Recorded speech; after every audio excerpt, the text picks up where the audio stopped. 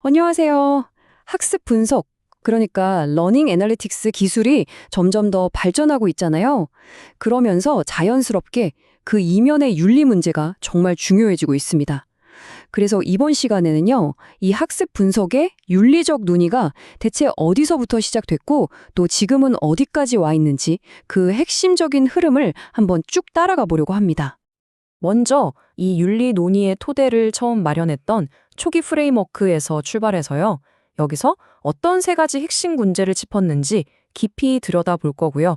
그 다음엔 논의의 초점이 어떻게 학생 중심으로 옮겨갔는지, 그리고 마지막으로는 윤리가 혁신을 가로막는 장애물이 아니라 오히려 혁신을 이끄는 동력이 될 수 있다는 새로운 관점까지 함께 살펴보겠습니다. 자, 그럼 본격적으로 시작해 볼까요? 그렇죠. 모든 일하기에는 시작이 있는 법이죠. 학습 분석 분야에서 이 윤리라는 주제가 어떻게 공식적인 담론으로 자리 잡게 되었는지 그 배경부터 한번 짚고 넘어가 보겠습니다. 바로 이분들입니다. 슬레이드와 프린슬로의 2013년 연구가 정말 중요한 출발점이었어요.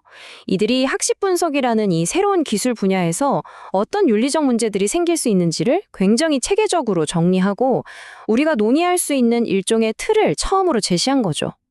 이 연구가 있었기 때문에 막연했던 윤리 문제가 구체적인 쟁점으로 떠오를 수 있었습니다. 그럼 슬레이드와 프린슬로가 제시한 그 프레임워크의 핵심으로 한번 들어가 보죠. 이들은 당시 학습 분석이 마주하고 있던 근본적인 윤리적 과제를 크게 세 가지로 아주 명확하게 정리했습니다. 그 세 가지가 바로 첫째, 데이터의 위치와 해석, 둘째, 학생들의 정보에 입각한 동의와 보호, 그리고 마지막으로 제도적 차원의 데이터 거버넌스 문제입니다. 자, 그럼 각 문제가 구체적으로 뭘 의미하는지 하나씩 뜯어보겠습니다. 자, 첫 번째 문제는 데이터의 위치와 해석에 관한 건데요. 학생 데이터가 어디에 저장되느냐, 이거 생각보다 중요합니다. 해킹 위험도 있고, 만약에 국외 서버에 있다면 법적 보호가 애매해질 수도 있거든요. 근데요, 사실 더 무서운 건 바로 해석의 문제입니다. 예를 들어볼까요? 어떤 학생이 밤늦게 시스템에 접속했다는 기록만 보고 이 학생 불성실하네 라고 딱 단정해 버릴 수 있을까요? 그 학생이 혹시 아르바이트 끝나고 정말 피곤한 몸을 이끌고 공부하는 거라면요? 이렇게 맥락이 싹 사라진 데이터는요, 정말 억울한 낙인을 찍을 수 있고 이건 한번 찍히면 돌이키기 힘든 피해를 줄 수 있습니다. 두 번째, 정보에 입각한 동의 문제입니다. 우리가 흔히 보는 수십 페이지짜리 약관, 학생들이 이걸 정말 다 이해하고 동의 버튼을 누를까요? 특히 동의 안 하면 이 시스템 못 써요 라고 한다면 그건 자발적인 선택이라기보단 사실상 강요일 수밖에 없겠죠. 데이터를 익명화한다고 해서 완전히 안심할 수 있는 것도 아닙니다.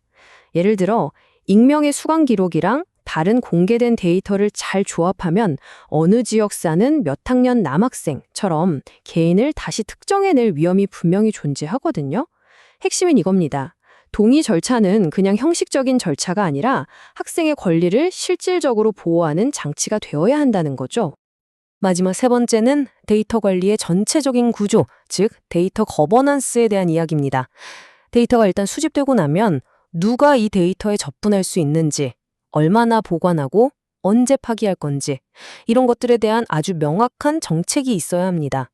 기관은 데이터의 시작부터 끝까지 그 전 생애 주기에 걸쳐서 책임감 있는 관리 체계를 만들고 이걸 투명하게 공개해야 해요. 특히 중요한 건 학습 개선이라는 원래 목적을 벗어나서 이걸 입시 자료로 쓴다거나 교사 평가에 활용하는 것처럼 다른 용도로 쓰는 건 절대 안 된다는 겁니다.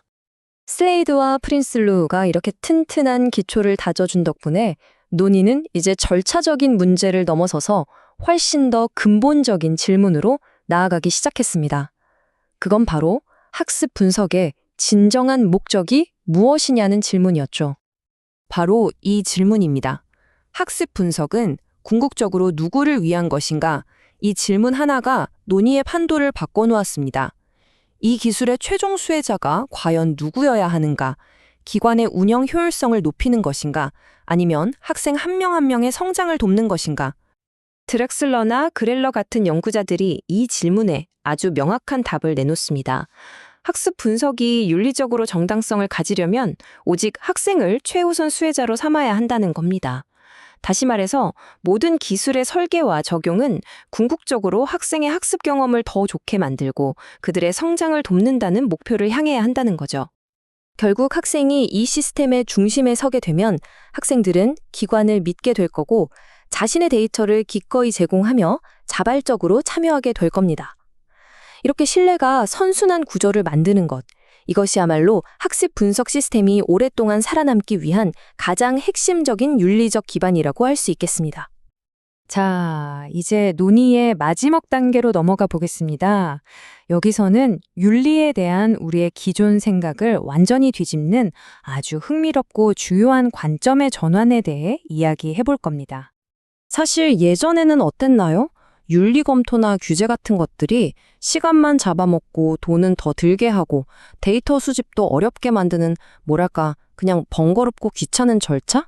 기술 발전을 막는 장애물처럼 여겨지는 경향이 분명히 있었죠. 그런데 가세빅 같은 연구자들이 나타나서 아니, 그 생각 180도 바꿔야 합니다. 라고 주장하기 시작했어요. 여기 표를 한번 보세요. 윤리를 단순히 비용을 늘리고 개발을 늦추는 장애물로 보는 시각이 있죠. 이게 과거의 관점이라면 새로운 관점은 완전히 다릅니다. 윤리가 오히려 이해관계자들의 신뢰를 쌓고 시스템이 오랫동안 살아남을 수 있게 하는 지속 가능성을 확보해주고 결국에는 훨씬 더 견고한 설계를 가능하게 만드는 핵심적인 혁신의 동력이라는 거죠. 왜 그럴까요? 간단합니다. 윤리적인 설계는 신뢰를 만듭니다. 학생이나 교사들이 이 시스템은 내 권리를 존중해주는구나 라고 믿게 되면 당연히 더 적극적으로 참여하고 더 좋은 데이터를 제공하지 않겠어요? 그게 결국 시스템의 성공으로 이어지는 거고요. 또 처음부터 윤리를 꼼꼼하게 따져보면 데이터 편향이나 불투명성 같은 문제들을 미리 막을 수 있으니까 장기적으로 훨씬 안정적이고 사회적으로도 받아들여질 수 있는 기술을 만들게 되는 겁니다. 그래서 핵심은 바로 이겁니다. 책임 있는 혁신이라는 건 문제 타지고 나서 나중에 수습하는 게 아니에요. 시스템을 기획하는 바로 그 첫 단계부터 우리가 이 데이터를 어떻게 책임감 있게 다룰 것인가를 고민하는 데서 시작하는 겁니다. 융의는 더 이상 선택사항이나 나중에 덧붙이는 검토 항목이 아니라 설계의 가장 근본을 이루는 핵심 원칙이 되어야 합니다.